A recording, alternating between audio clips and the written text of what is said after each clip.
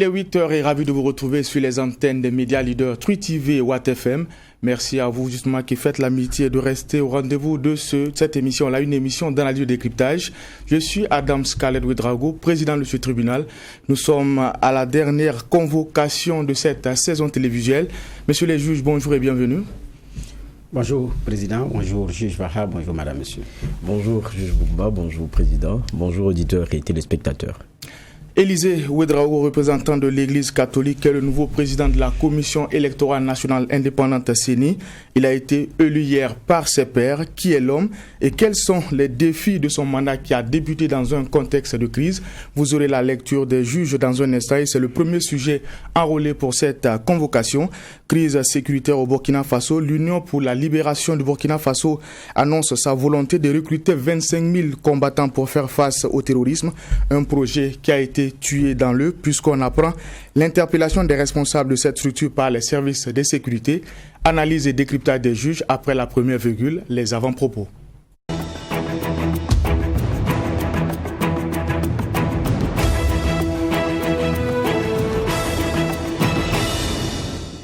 Juge Boukba, vous avez la parole. Comme je le disais tantôt, c'est la 5e et dernière convocation de la semaine. C'est également la dernière convocation de cette saison télévisuelle. Qu'est-ce qui a retenu votre attention? Non, je ne parlerai pas d'actualité dans ce dernier avant-propos de cette saison. Mon avant-propos, je vais le consacrer à nos auditeurs de la radio Watt FM, à nos auditrices également de la radio Watt FM, aux téléspectatrices et aux téléspectateurs de la télévision True TV. Pour leur dire merci pour les encouragements, merci pour le rendez-vous tenu parce que chaque matin à 8h, ce n'est pas évident. Il y en a qui l'écoutent en auto, d'autres au bureau, certains à la maison. Il y en a qui ne peuvent que écouter et suivre cette émission à rediffusion compte tenu également de leurs obligations sociales. Donc à toutes ces personnes, je leur dis merci. Nous leur tirons notre révérence, c'est notre plus beau cadeau. C'est de savoir que effectivement on est suivi.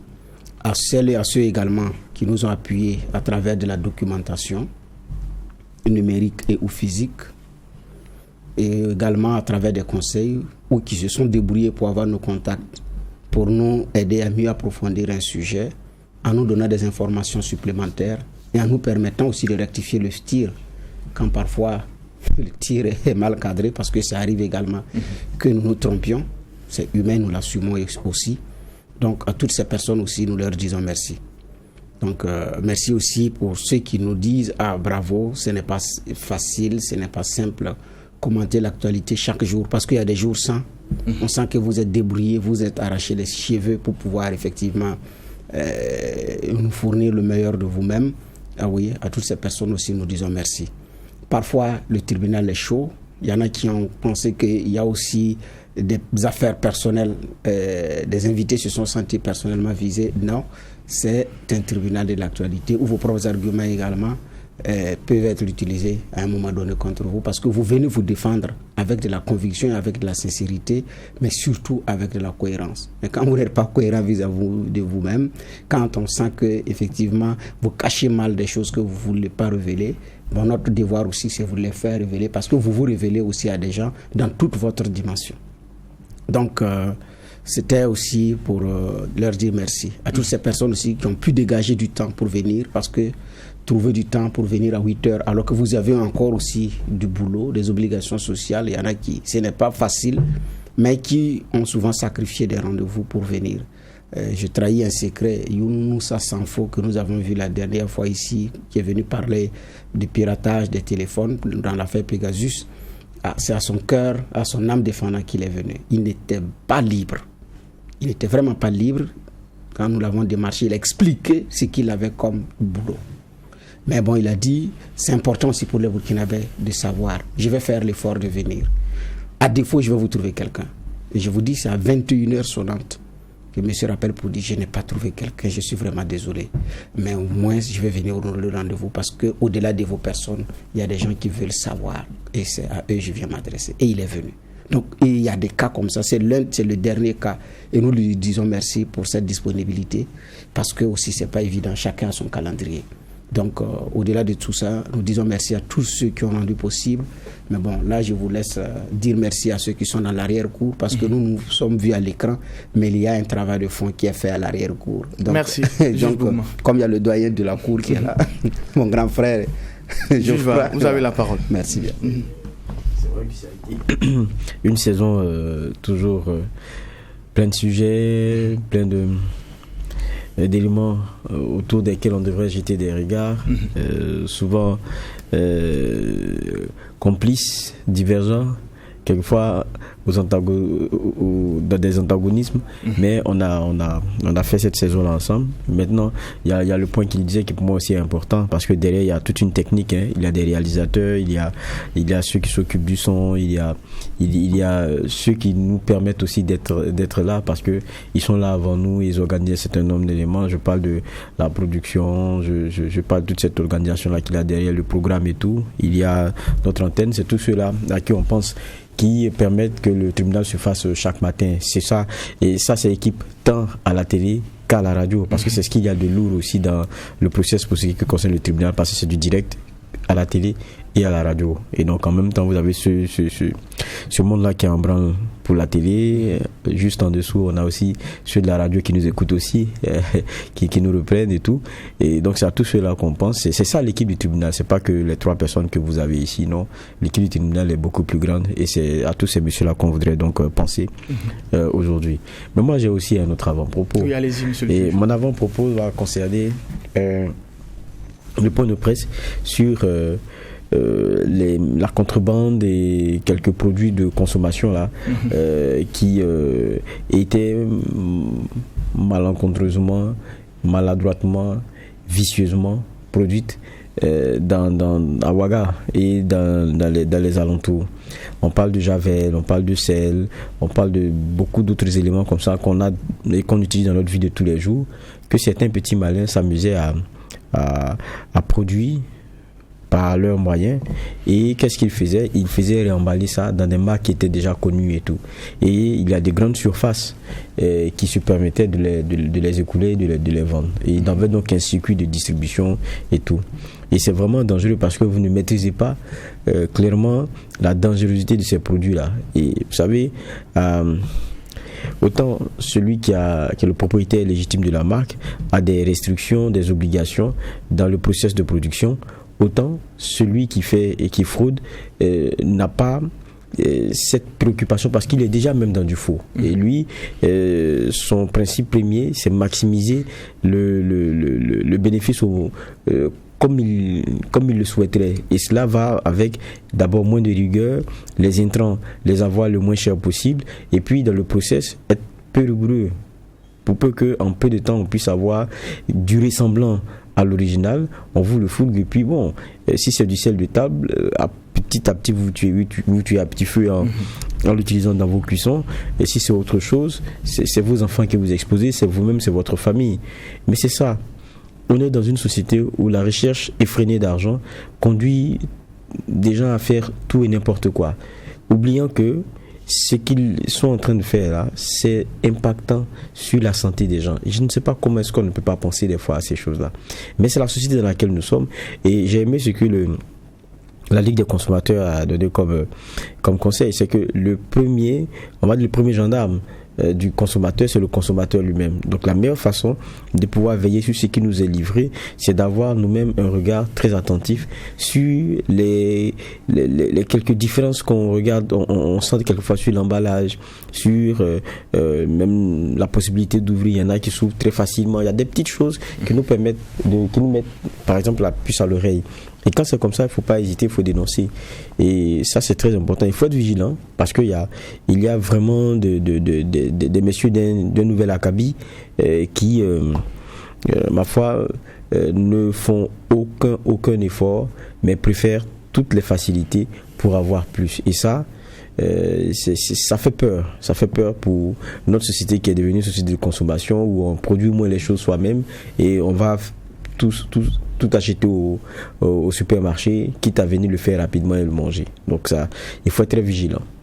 Merci, messieurs les juges. Une fois de plus, nous allons faire un clin d'œil à l'équipe de réalisation à la télé, à la radio, qui nous permet d'être en direct et en simultané du lundi au vendredi sur les antennes des médias leaders True TV et Watt FM. On le disait en début de l'émission, la fumée blanche est sortie hier soir. C'est finalement le magistrat Élisée Ouedraogo, le représentant de l'Église catholique, qui a été élu président de la CENI, Commission électorale nationale indépendante CENI, en remplacement de Newton Ahmed Bari. Pour ceux qui suivent l'actualité de la CENI, ce n'est pas un nouveau visage, c'est quelqu'un de très bien connu. Juge Bougma, finalement, que peut-on dire rapidement sur le CV de celui-là qui aujourd'hui remplace Newton Ahmed Bari au fauteuil de la présidence de la CENI? Merci. Bon, ce qui est connu, c'est qu'il est magistrat de formation. Donc après avoir terminé au niveau de l'université avec une maîtrise en droit, donc il est magistrat.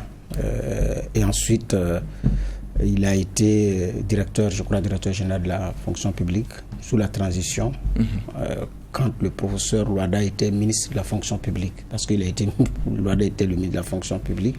Mais après, M. Ouedraogo a rejoint le cabinet de Maître Kéré, donc Barthélemy Kéré, qui était en son temps le président de la CENI. Donc, il a été son DIRCAP, comme on l'appelle. Et quand Barthélemy Kéré a fini sa mission, parce que M. Kéré représentait l'Église catholique, donc c'est Élisée qui est venu comme représentant de l'Église catholique en même temps.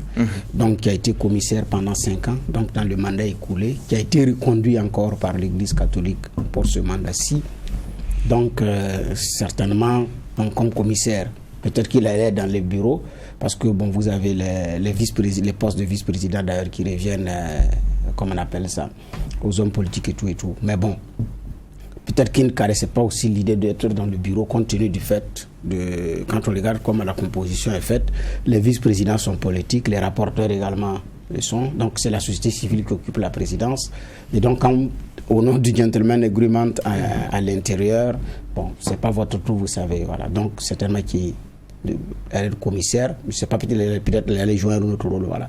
Donc, et c'est lui qui est élu président au terme d'ailleurs de leur élection, faute de consensus, parce que ils n'ont pas pu obtenir de consensus. Donc je dis bien de façon résumée de ce que je sais.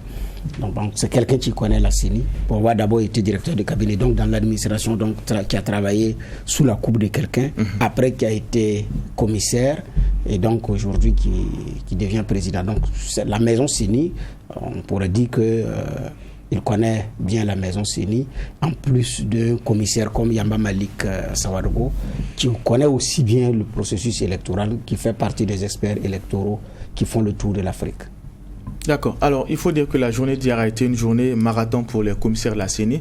D'abord, prestation de serment dans la matinée et l'élection du bureau de la CENI dans la soirée. Tout est parti, je dirais, un peu vite, après l'intervention du chef de l'État qui a un peu facilité, je dirais, le compromis qui a été trouvé entre la majorité présidentielle et les partis au pouvoir. Finalement, le représentant de la chefferie traditionnelle reste commissaire mais ne brigue pas la présidence. Alors, juge Bougma, comment vous analysez, je dirais, cette intervention du chef de l'État? Est-ce que c'est une prise de position salutaire ou bien on peut parler d'ingérence? Bon, lui-même dit d'abord que ce n'était pas son rôle. Donc, quand il le dit, ça veut dire qu'on le retrouve là où on ne devrait pas le trouver. Ingérence, mais il s'est invité où la complexité d'un débat l'y a invité. Maintenant, ça peut être salutaire parce que ça l'a été pour ce cas-ci. Maintenant, c'est une brèche aussi qui s'ouvre, quoi qu'on dise. Et le problème, c'est que lorsque cette ingérence-là règle un problème, tout le monde applaudit. Mais lorsque elle sera source d'un problème, on aura à qu'à se rappeler que c'est un précédent que nous avons créé nous-mêmes par notre incapacité à pouvoir planer sur les choses. Et puis, je pense aussi qu'il y a un président du Faso qui a été observateur du problème comme tous les Burkinabés. Et c'est à 3 jours, si ma mémoire est bonne, que la solution elle est trouvée. Et il invite la PMP et le chef de file de l'opposition politique pour les informer d'une démarche qu'il a eu à entreprendre et qui a trouvé une solution de juste milieu. J'ai dit solution de juste milieu. Pourquoi ? Parce que là où la question de l'intervention devient intéressante, c'est qu'on est sur un terrain glissant pour chacune des parties. On a tous vu ici l'argumentaire qui a été celui du CEFOP, celui aussi de la partie pour pouvoir et tout. Tout le monde est mal à l'aise à rappeler à la partie chefferie coutumière que d'une façon ou d'une autre, c'est elle qui pose problème aujourd'hui. Chacun cajole, chacun ne va pas frontalement, chacun ne critique pas, mais chacun reconnaît à demi-mot que le problème, c'est vraiment eux, parce qu'ils ont eu toutes les, comment dire cela, ils ont eu tous les éléments pour apprécier et puis faire un choix qui ne posait pas problème. Mais ils ont laissé faire, ils ont décidé d'aller avec le désigné controversé. Mais personne ne voulait aussi, dans la critique ou bien même dans la négation même du représentant, aller plus loin que rester sur le terrain purement politique et le jeu de pression par ricochet.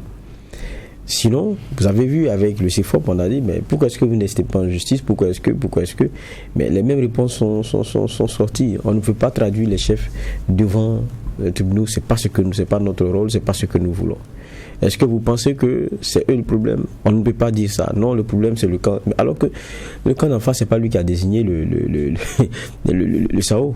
C'est pas lui qui l'a désigné. Donc, en fait, tout le monde était mal à l'aise par rapport au sujet parce que ça concernait les coutumiers qui sont, quoi qu'on dise, un genre de grands électeurs chez nous. Donc, des influenceurs qui permettent d'avoir un certain nombre de voix et puis qui comptent dans la balance. Maintenant, face à ce genre de, on est dans un genre de tabou, c'est-à-dire on est dans un problème dont tout le monde a conscience et tout le monde sait d'où ça vient.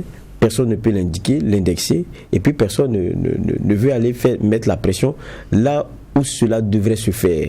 Mais on préfère tourner la tête et regarder ailleurs et dire bon, c'est que sur nous on n'est pas d'accord, mais on attend de voir. Et dans ce jeu-là, il fallait trancher, il fallait trouver une solution. Maintenant, il y avait une autre réalité aussi que nous ne prenons pas en compte, c'est que ceux qui ont désigné, c'est des chefs. Ce n'est pas sous une pression qu'ils vont se dédier. Parce qu'il y a un enjeu aussi de leur chefferie, il y a un enjeu de leur pouvoir. C'est de ça aussi qu'il s'agit. Et là, il y a un genre de juste milieu qui a été trouvé. Ça veut dire que les chefs ont décidé et ça a demeuré.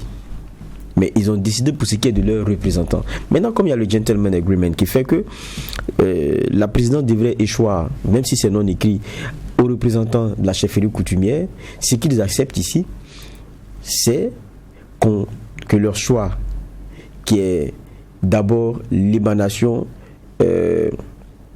plus que logique de l'expression de leur volonté, soit respecté. Parce que c'est ça aussi la réalité, c'est eux qui décident qui doit les représenter. Ça, au moins, il faut le leur reconnaître. Maintenant, qui il décide là? Le problème, c'est que c'est le tour que cette personne-là soit présidente. Et donc, ça pose problème en termes de qualité. Si c'était quelqu'un qui devait juste être dans le bureau, ça n'allait pas être un problème. Donc, à partir de cet instant où le représentant risque fort d'être celui qui devient le président de la CENI, il y a un autre regard maintenant qu'il faut avoir. Ce n'est pas juste un représentant, il faudrait qu'il vienne aussi avec un certain gage d'indépendance. Et c'est là où le débat a commencé. Mais je dis aujourd'hui, on sauve, c'est-à-dire que à travers une gymnastique, l'on a tenté de sauver ce qui pouvait l'être. L'autorité du chef qui a désigné quelqu'un et donc celui qui l'a désigné demeure, mais aussi l'incongruité de ce que son bord politique très affiché ne fait pas de lui quelqu'un qui descend d'intérêt et qui représenterait ou transpirerait tout le symbole qu'on voudrait d'un président de la CENI au regard d'un article 10 que l'on connaît. Donc, il est là, les chefs l'ont désigné, il demeurera, mais il ne sera pas candidat pour le poste président. Donc c'est un juste milieu. Mais en même temps aussi, ce que je vois, c'est que, attendons aussi de voir, ça va finir, c'est vrai. On aura encore, parce qu'il y a derrière, n'oublions pas qu'il y a eu un accord. Donc la chefferie, pour ne pas avoir retiré son désigné, perd, c'est-à-dire voit son tour passer. Ça doit être rattrapé aussi. Est-ce que ça ne va pas faire l'objet encore d'âpres discussions après, puisque la chefferie vient de passer son tour, du fait des problèmes qu'il y a eu. Maintenant, qu'est-ce qui a été décidé? C'est que la prochaine fois, ça va revenir à la chefferie, mais on regarderait un peu plus pour ce qui est de la désignation. Est-ce que celui dont ce sera le tour, je parle des OSC qui font partie, pour lesquels c'est tournant, est-ce qu'eux accepteront? Ça deviendra aussi d'autres débats. Maintenant, est-ce qu'entre-temps, les engagements qui sont et les failles que nous avons pu voir, même s'il y a eu des engagements, il y a la parole qui continue de demeurer, est-ce qu'il ne faut pas revoir profondément les choses pour les écrire de façon claire? Et même sur la question de l'article 10, on a vu l'esprit, mais est-ce qu'il ne faut pas être plus... Parce qu'avec le SAO, on a compris que c'est pas parce que vous ne faites pas partie des instances du parti que vous n'êtes pas politiquement mouillé ou que votre engagement ne dérange pas. Maintenant, est-ce qu'il ne faut pas encadrer ça un peu plus avec des textes? Mais évidemment, c'est au regard des limites pratiques dans les faits sur le terrain qu'on affine les textes. Et je pense que ce qui s'est passé récemment nous a montré qu'il y a beaucoup de travail encore à faire. D'accord. Alors, la machine, la CENI a été relancée in extremis à quelques heures de la fin officielle du mandat de Newton Ahmed Barry. Et cela a été possible grâce au compromis qui a été trouvé. Alors, la chefferie traditionnelle qui sacrifie son tour de présidence pour pouvoir maintenir son représentant, finalement, juge Bougman, est-ce qu'on n'a pas déplacé le problème? Oui, on l'a plus ou moins déplacé parce qu'il y a quand même un débat de fond qui demeure. Monsieur Y est en tant que représentant du parti au pouvoir ou en tant que représentant de la chefferie traditionnelle. Donc, en fait, en tout cas, c'est un problème qui a été déplacé. On l'a réglé de telle sorte qu'à la fin, personne n'a gagné, tout le monde est content parce qu'il y a un ouf de soulagement pour tout le monde. L'opposition mal à l'aise de se mettre à dos la chefferie, mais aussi, comment on appelle ça, une majorité qui est dans l'inconfort parce que mise à l'index, comme si effectivement c'est elle qui l'a désigné, comme pour reprendre les propos de Geoffroy. Donc en réalité tout le monde, il y avait un malaise qui était là. Donc une majorité soupçonnée à tort ou à raison d'avoir été l'instigateur de sa désignation, mais qui pourrait être présentée comme bénéficiaire direct effectivement du choix du SAO. Donc cette majorité aussi s'accommodait difficilement avec ça. Parce qu'elle a accusé à tort ou à raison. Donc, il y a eu une opposition aussi qui refuse de franchir certaines lignes pour ne pas se mettre à dos. Voilà. Donc, mais voilà, les autres entités regardent. Quand vous serez prêts, nous vous attendons. Donc, à la fin, il fallait maintenant passer par une autre solution. C'est ce que le chef de l'État qui avait refusé quand l'opposition avait écrit et qui finalement vient régler le problème entre griffes. Mais on l'a plus ou moins déplacé. Parce qu'en même temps, il va poser deux problèmes. Alors, le SAO reste. Ou bien après, ils vont trouver un mécanisme de remplacement. Qu'est-ce que les textes disent? Je ne sais pas. Deuxième problème, la chefferie qui loupe son tour viendra faire 2 mandats successifs, ou bien va faire un mandat au terme de ce mandat, attendre quelques années encore et puis revenir, ou bien comment est-ce que ça va se passer. Mais toujours est-il que ça va être entre eux. Mais ça pose aussi la réalité de la composition de la CENI, de la neutralité des acteurs. Est-ce qu'on peut avoir un acteur neutre? Ce n'est pas possible parce que chaque citoyen a une coloration politique et ou idéologique, des convictions religieuses, des convictions sociales et ses propres valeurs qui peuvent effectivement se déteindre sur sa façon de faire. Mais maintenant, c'est à quel niveau j'exprime ou j'expose cette appartenance idéologique ou politique, cette coïncidence et tout. Pris individuellement, il y en a qui vont dire je suis à l'aise avec le libéral, il y en a qui vont dire je suis à l'aise avec le socialisme. Donc chacun a sa coloration. Maintenant, à l'heure du choix, quels sont les mécanismes qu'il faut mettre? Je pense également que nous sommes à une telle situation. Trouver aujourd'hui un chef traditionnel qui n'est pas dans un parti politique, c'est très difficile à trouver. À Koudou, il y a un exemple avec Navassara Ier qui a réussi à a créé son association, son âme, et la condition pour y être, il ne faut pas être dans un parti politique. Pas du tout. Donc il a des chefs avec lui qui ne sont pas dans des instances de partis politiques et tout, et qui refusent même d'aller sur les sites de meeting. Ils ne partent pas, ne répondent pas aux invitations pour les meetings. Mais ils ne sont pas nombreux. Mais ça ne veut pas dire que dans le lot, chacun n'a pas ses convictions ou n'a pas sa sympathie, ou quand il rentre dans l'urne, il ne vote pas pour un parti politique, non. Mais les sujets, c'est difficile pour les sujets de dire il est, parce qu'ils reçoivent tous les candidats, ils reçoivent tout le monde quand ils viennent présenter leur civilité. Voilà. Mais ici, le problème, en tout cas, déplacé, oui, en tout cas réglé en partie. Voilà, réglé en partie, mais c'est la stratégie que l'Église catholique, dans cette affaire-là, qui, après avoir fini un mandat, revient encore très vite à la charge, en fonction aussi du choix de son représentant. C'est-à-dire aussi que la notion ici, c'est que dans le choix comme on appelle ça, des commissaires, il y a de la rigueur à avoir, il y a effectivement à être tenu compte des enjeux qui peuvent éventuellement se présenter pour effectivement faire cette désignation. Mais bon, dans beaucoup de corps, c'est de la bagarre. Pour le choix même, c'est coincé compte tenu des enjeux. Mais bon, là-bas, jusqu'à présent, ils ont réussi à faire des choses sans bruit. C'est d'ailleurs dans cette commission, c'est dans la composante droits humains en général qu'il y avait beaucoup de problèmes en général. C'est dans la composante droits humains que c'est des batailles rangées, des âpres combats pour savoir désigner qui va venir.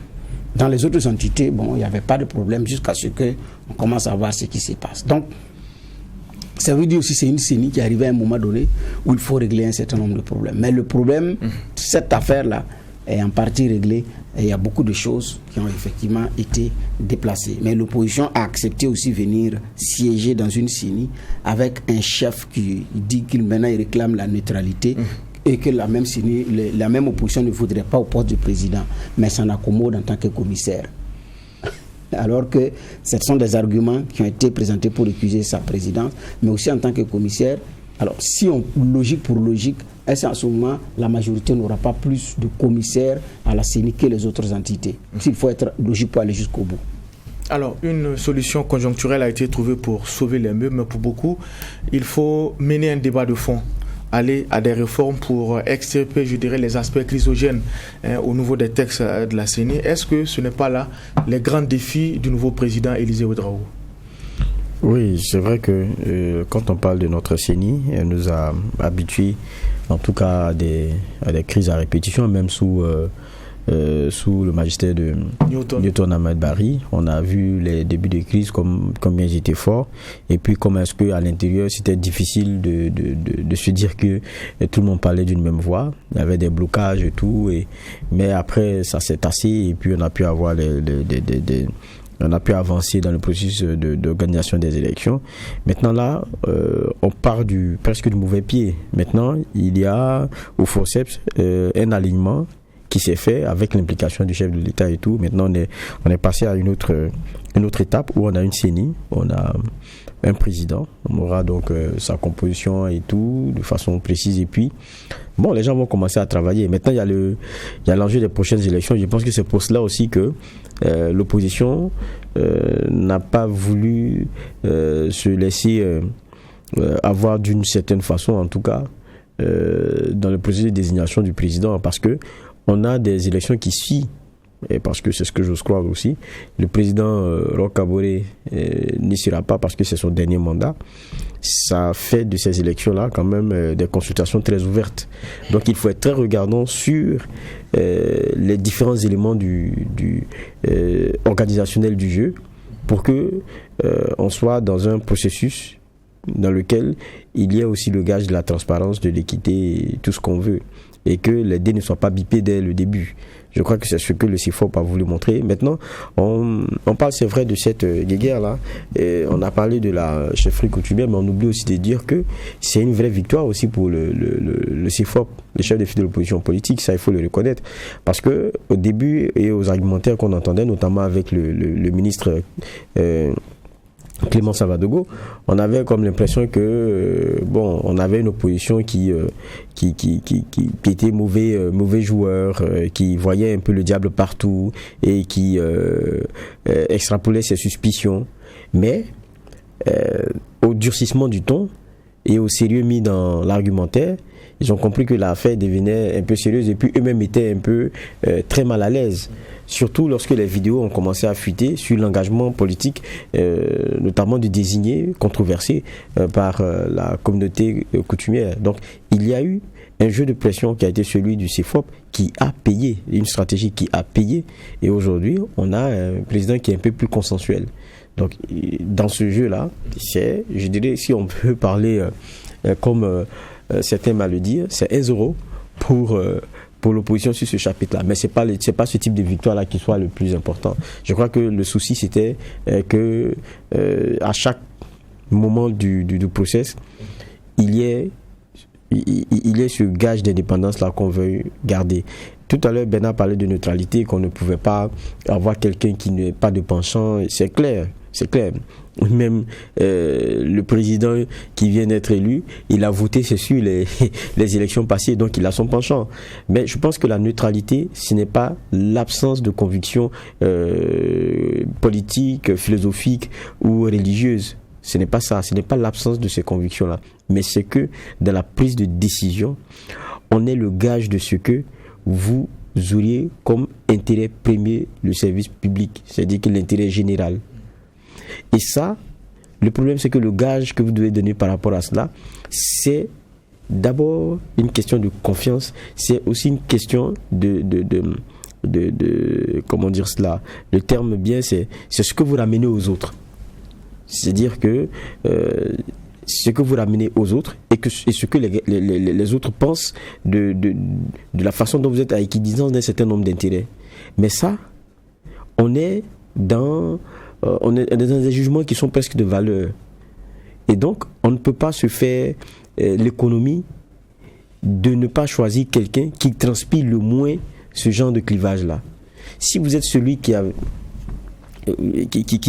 battait campagne pour quelqu'un, ça sera difficile que vous veniez et que vous transpiriez aux yeux des autres ce type de neutralité, ce gage-là, ou bien qu'on se dise que vos convictions ne prendront pas le dessus. Parce que vos convictions sont celles-là que vous avez transpirées pendant les campagnes. Donc les gens ne peuvent pas avoir cette confiance-là. Donc je me dis, c'est vrai, la neutralité, c'est pas dans l'absolu, ce n'est pas une absence de conviction, mais au moins, c'est quelqu'un qui a été modéré dans l'expression de ces convictions-là. Et parce que tout le monde vote, mais tout le monde n'est pas militant actif, n'est pas dans des... Non. Et donc, je crois que ça, il faut tenir compte de cela. Pour un président de la CENI, il faut en tenir compte. Et je crois que pour le cas burkinabé, on a donné quand même une leçon. Mais il a fallu que ce soit le président du Faso qui s'implique pour que la chefferie coutumière accepte peut-être de passer son tour. Maintenant, qu'est-ce que ça peut créer comme précédent? Ça aussi, c'est des réflexions qu'il faut mener par rapport à cela. Et on applaudit aujourd'hui, mais on attend de voir. D'accord. Alors le contexte de fin de mandat a un peu fait de l'ombre au président sortant Newton Ahmed Barry, on peut le dire ainsi. Du coup, le débat ne s'est pas porté sur le bilan de ce dernier à la tête de l'institution qui est chargée d'organiser les élections au Burkina Faso. Juge Bouma, qu'est-ce qu'on peut retenir en tout cas du passage de l'homme à la tête de la CENI avec ce qui a été fait lors des récentes consultations électorales? Bon, en tout cas, le premier bilan, c'est la tenue des élections. Les élections ont pu avoir lieu. Donc, ce pari-là a été tenu dans les conditions également qu'on sait, contexte Covid, insécurité. Il fallait d'ailleurs relire les dispositions de la loi à minima pour pouvoir aller aux élections dans ces conditions. Mais ce que je retiens également, c'est que Newton Ahmed Barry a soulevé un débat pertinent par rapport au coût comme on appelle ça, du processus électoral. C'est un vieux débat qui anime toujours la scène à chaque consultation électorale, mais qui retombe quand le processus est terminé. Mais sous son magistère, le débat a été sérieusement posé. Ça a même cristallisé les passions. Il a failli payer cher même de son poste à cause effectivement de ce sujet-là. Parce que la classe politique ne voulait pas en entendre parler et l'opposition en avait fait son cheval de bataille parce que pour l'opposition, les réformes qui allaient être engagées n'allaient profiter qu'à la majorité. Donc pour eux, pour l'opposition, il ne fallait pas du tout faire quoi que ce soit. Maintenant, si on peut reprocher à M. Barry la démarche, ce qu'il faut retenir également qui est vrai, c'est le coût du processus et surtout le coût de l'enrôlement. L'enrôlement est très élevé. Il faut trouver des machines, déployer des jeunes à l'échelle des 45 provinces. Pas même 45 provinces. Jusqu'au hameau de culture, parce que c'est jusqu'à l'échelle village. Et même dans les villages, il y a des gros villages où ce n'est pas sur un seul site. Donc il faut déployer du matériel. Et c'est du matériel informatique. 5 ans après, ça devient obsolète. Il faut soit changer la machine ou changer le système d'exploitation. Ensuite, payer. On a vu tout le tollé que les opérateurs de kits ont fait par rapport à leur argent. Donc il faut payer ces messieurs-là. Le transport, la sécurisation. Certains même sont allés en hélico. D'autres sous haute sécurité pour aller enrôler quelques personnes. Pour une carte qui ne va servir que pour 5 ans. Si la personne d'ailleurs est allée voter. Parce que entre ceux qui partent s'inscrire et ceux qui partent voter, l'écart est grand. Donc, il prend la carte ou elle prend la carte, mais ce n'est même pas sûr que il ou elle il va aller voter. Donc, parce qu'il ne se sent pas concerné. Mais néanmoins, il dit, bon, peut-être qu'il y aura un candidat qui va sortir de l'eau et bon. Donc, et après l'élection, les gens perdent leur carte. Demandez au Burkinabé où se trouve leur carte d'électeur. Dans cette année, il y a beaucoup qui sont allés renouveler les cartes. Ils ne savent même pas où c'est. Alors qu'on a un document qui est la CNIB ou le passeport qui nous permet de faire tout ce qui est acte administratif. Vous partez, on va vous demander la CNIB. En banque, on va vous la demander. Vous partez dans un service public, on va vous demander. Même quand vous partez pour les soins, parfois, on va vous demander votre pièce pour remplir certaines formalités. Donc, c'est un document qui vous suit. Ce qui reste, c'est trouver un identifiant unique, comme il en a fait. Croisé avec l'ONI, on a l'Office national d'identification qui peut bien faire ce croisement pour que la CNIB devienne la carte d'électeur.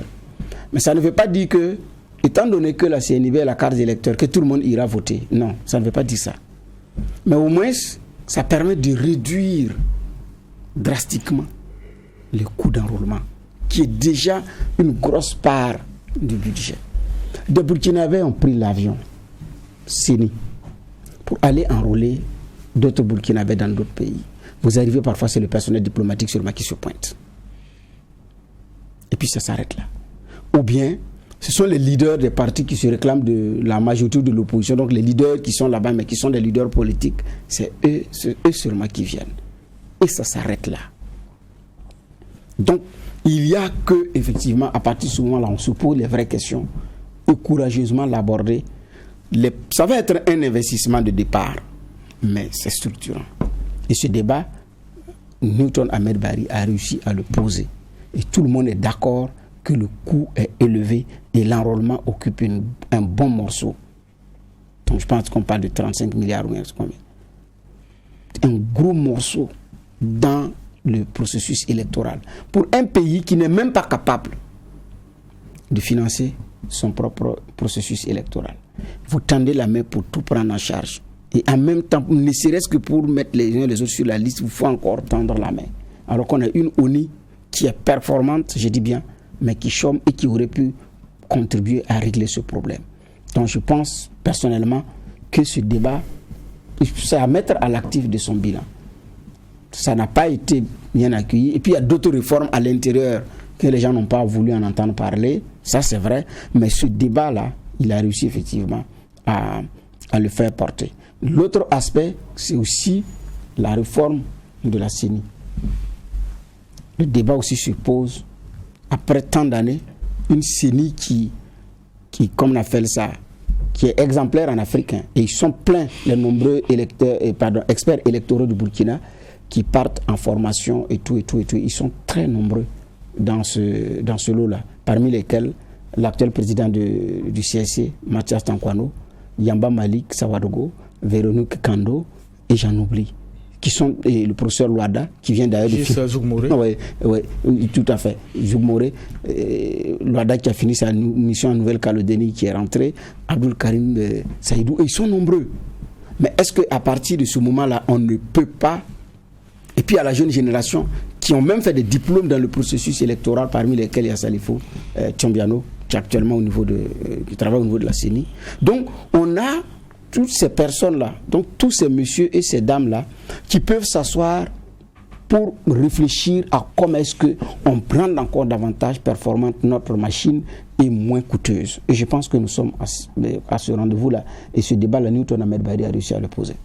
Peut-être un mot sur le bilan de Newton Ahmed Barry, qui se félicite d'ailleurs d'avoir organisé les élections les moins chères de l'histoire du Burkina. Oui, c'est vrai qu'il parle d'un enrôlement à 21 milliards, non ?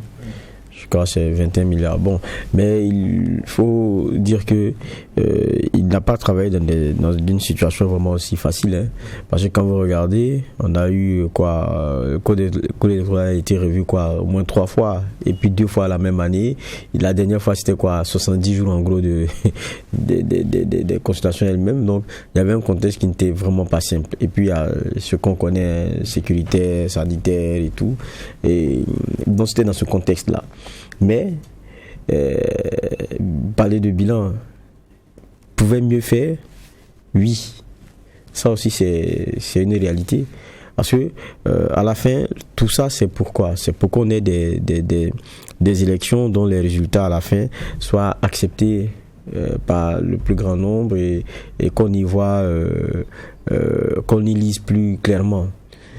On l'a eu, mais avec beaucoup d'insatisfaction, notamment des acteurs. Et ce qui convainc aussi, c'est ça, c'est que quand vous discutez avec chacune des parties, que ce soit de ceux qui ont gagné les élections ou même ceux qui ne les ont pas gagnées, chacun vous parlera de ses insatisfactions vis-à-vis des élections. Et tout le monde convient que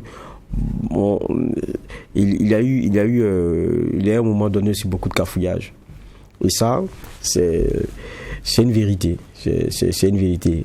Mais c'était dans un contexte qui n'était vraiment pas aisé, qui n'était vraiment pas facile, où on se demandait comment on fait pour une bonne partie des Burkinabés.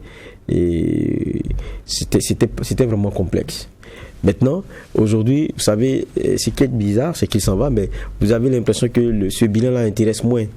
Parce que il y a la guéguerre pour la désignation du nouveau président qu'il y a eu, mais il y a autre chose, c'est que lui-même a fait que son bilan n'était plus à l'ordre du jour, parce que on a senti une envie de rester. Vous savez, quand l'envie de rébelloter, on le sent, ce qui importe maintenant, c'est de savoir est-ce que ça va passer pour vous ou pas. Et là, du coup, la question de son bilan, du travail qu'il a abattu, ça n'était plus ce qui importait, puisqu'il y avait une possibilité entrevue, en tout cas de ce qu'on entendait, de ce qu'on voyait, pour lui de pouvoir continuer. Donc dans ce cas de figure, on ne se demande plus, c'est fini maintenant pour vous, donc qu'est-ce que vous avez fait à la tête ? Non, on est dans le débat de est-ce que ça va passer pour vous ou bien qu'est-ce qui va se passer.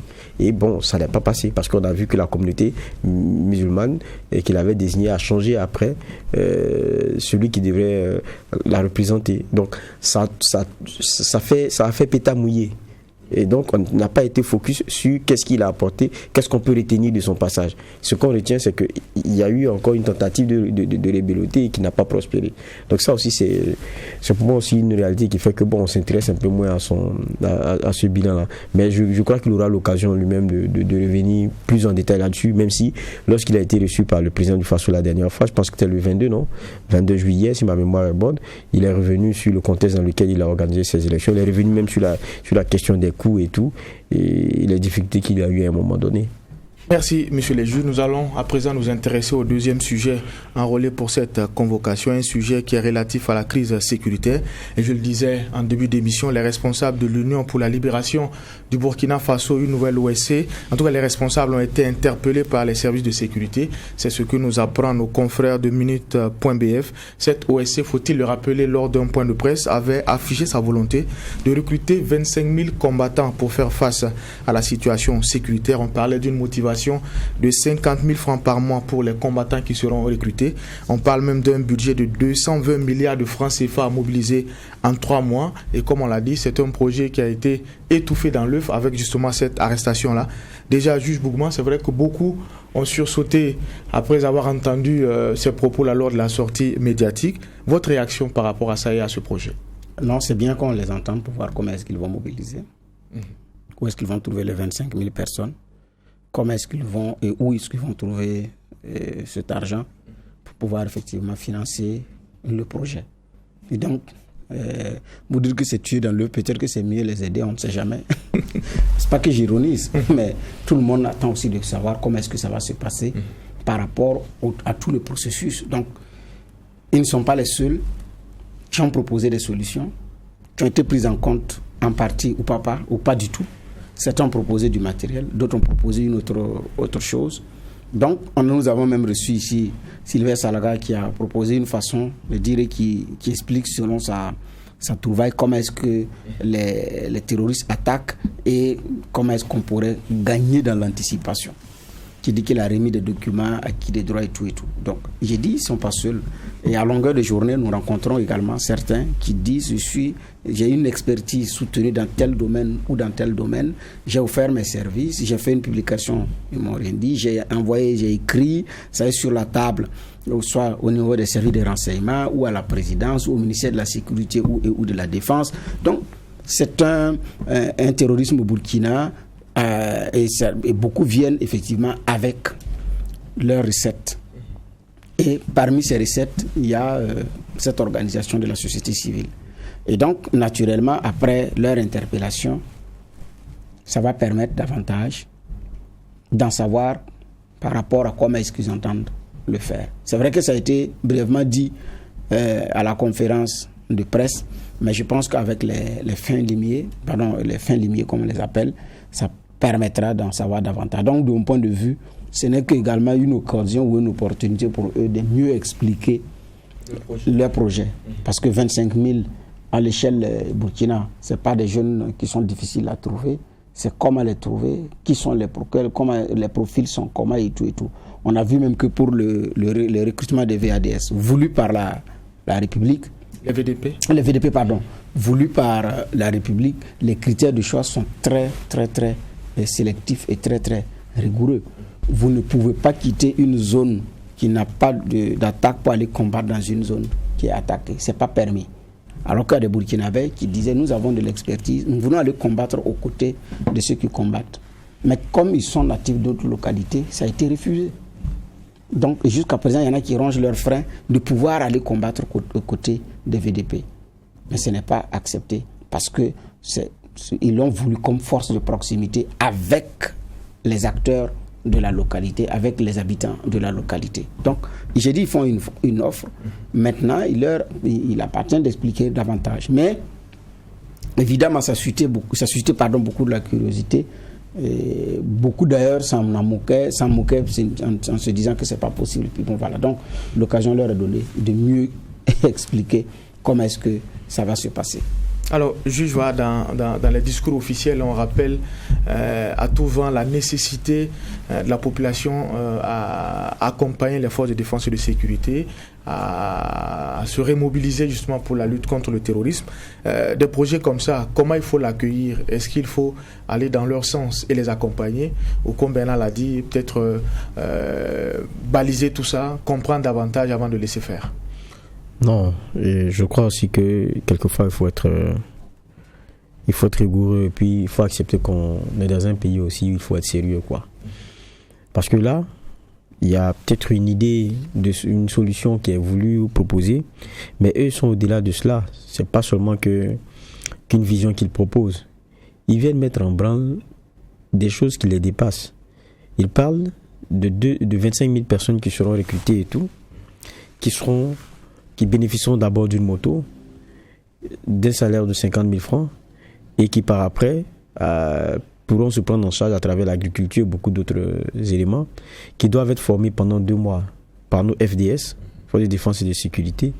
Et tenez-vous bien, à la fin, ils parlent de cotisation et que chaque Burkinabé devra payer 10 000 francs CFA. Vous savez, même la question de la collecte de l'épargne, là, c'est soumis à règlement. On ne se lève pas comme ça et puis on lance des souscriptions. C'est pas comme ça que ça fonctionne. On est dans un pays qui a des règles. Mais à la fin de de leur point de presse, lorsqu'ils ont étalé tout concernant leur dynamique, et ils disent les cotisations débuteront le 10 août prochain, les recrutements le 12 août et la formation le 1er novembre. Le 11 décembre prochain est souhaité pour des sacrifices et offrandes à nos ancêtres et divinités. Ils donnent même une date à laquelle les cotisations vont commencer. Ils donnent une date à laquelle la formation va commencer. Formation qui doit être assurée par les forces de défense et de sécurité. Mais dites-moi, ces personnes-là ne sont pas engagées dans le projet. Il n'y a pas, vous prenez l'assurance que des gens pourront être recrutés et formés par les FDS. Et ça, c'est un point de presse qui est fait et qui est couvert par les médias que nous sommes. C'est-à-dire qu'il y a des esprits simplistes qui pourraient y croire et puis penser que bon, on peut y aller, on va donner de l'argent, on peut aller, qui peut se faire enrôler. Mais alors que nos forces là ne sont pas au courant de cela. Il n'y a pas c'est pas une démarche qui est concertée. Est-ce qu'on peut laisser faire ces choses-là? C'est-à-dire que demain, n'importe qui viendra, il engagera les forces de défense et de sécurité dans son projet, il vient, il fait son point de presse, et puis les gens peuvent, on donne un numéro, je sais pas moi, quelque chose mané, pour ne pas faire de publicité, et puis les gens vont commencer à faire des dons, donner de l'argent, parce qu'il s'agit de sécurité. Non, il faut qu'on arrête. Je pense qu'il faut quand même beaucoup de sérieux, quoi. Et je pense que c'est la leçon aussi qui est donnée aux uns et aux autres, pour comprendre qu'il y a des pas qu'on ne passe pas. Vous pouvez avoir dans votre laboratoire conçu un projet intéressant pour qu'on puisse sortir de l'ornière dans laquelle nous sommes, des problèmes dans lesquels nous sommes. Mais ça, vous venez en tant que force de proposition, mais pas avec un déroulé de choses qui engagent des parties avec lesquelles vous n'avez pas discuté, dont vous n'avez pas quitus. Parce que si on s'amuse, la question de sécurité risque d'être... C'est-à-dire qu'un sujet où même des personnes d'un acabit douteux peuvent venir se faire une maille et puis après circuler. Et on dira que non. Ils ont même fait un point de presse ici. Vous, les journalistes, c'est vous qui avez couvert les points de presse. Donc, le message, il est amplement passé. Ils ont même donné des numéros auxquels on pouvait envoyer de l'argent. Les autorités étaient là. Les autorités compétentes étaient au courant. Ils ont même dit qu'il y aurait des formations et tout et tout. Les FDS ont bien entendu, ils n'ont rien dit.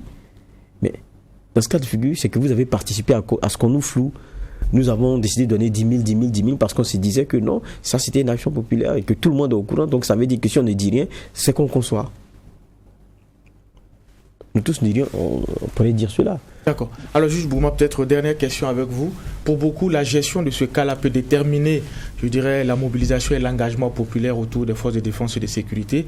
Alors, finalement, comment trouver le juste milieu pour être rigoureux et en même temps, je dirais, encadrer cette dynamique-là de ceux qui veulent accompagner la lutte contre le terrorisme? Non, la dynamique est déjà encadrée à travers la loi qui a été votée sur l'enrôlement des VTP. La loi est claire là-dessus. Donc, la dynamique est engagée. Maintenant, si vous n'êtes pas natif de localités attaquées, donc vous ne pouvez pas vous faire enrôler. Si vous avez des moyens financiers ou des moyens matériels, vous pouvez le remettre et ils savent par où passer. Les forces de défense et de sécurité ont des adresses, les ministères existent, les différents états-majors existent, les gendarmeries existent. Donc, c'est-à-dire, vous savez à quelle porte toquer pour dire j'ai telle contribution. Ça, les Burkinabés peuvent le faire. Maintenant, il y a aussi un État qui organise la contribution pour cet effort populaire, mais qui fait très attention, qui est très regardant, parce qu'effectivement, ça peut être mal perçu. Quand ça a été lancé, il y a encore eu des Burkinabés, malgré que la loi soit votée à l'unanimité à l'Assemblée nationale. Les Burkinabés sont sortis, on dit que les VDP sont des milices. Malgré tout ça, malgré toutes ces garanties posées par la République, les Burkinabés ont dit que c'est des milices. Donc c'est-à-dire que même la question de l'unanimité, elle se pose. Dans ce cas, dans ces conditions, il faut être plus prudent. C'est pourquoi j'ai dit, cette arrestation permettra pour qu'ils en disent davantage par rapport à la suite, en plus des infos qu'ils ont données à la conférence de presse. Mais maintenant, étant donné que c'est encadré, parce que c'est comme on appelle ça, c'est encadré, si vous avez une contribution à faire, c'est dans le cadre de ce qui existe. Mais ce qu'on doit, c'est-à-dire au Burkina, on doit élargir même, pour être rigoureux, élargir la liste des personnes à entendre.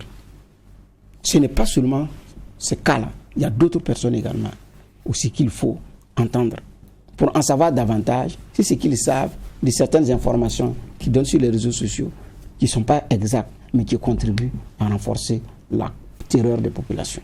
Donc, et ces genres de sorties, je dis bien, c'est bien d'en savoir davantage, et pour que le signal soit donné, que c'est encadré. Ce n'est pas pour rien qu'un chef de l'État dit je m'engage à ce qu'il y ait un enrôlement volontaire des Burkinabés à travers le VDP, mais qui attend qu'une loi soit votée avant que le mécanisme s'engage, alors qu'il est même le chef de l'État. Mais il a pris la précaution de l'encadrer par une loi. C'est-à-dire que ce n'est pas des choses qui se font également au hasard. Ces messieurs savaient l'existence de la loi ou ne savaient pas. Lui n'est censé ignorer la loi, oui, on est d'accord.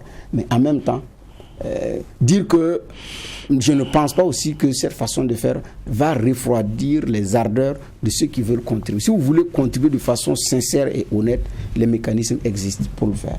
Merci, messieurs les juges, pour ces différentes clés de lecture. Alors, ces analyses-là mettent un point final à cette émission. Je rappelle que cette convocation était la dernière de la saison télévisuelle. C'est avec plaisir que toute l'équipe va vous retrouver dans un mois pour la même mission, poser un regard critique sur l'actualité, mais en attendant, rester fidèle au programme des médias leaders Truth TV et Watt FM. Merci.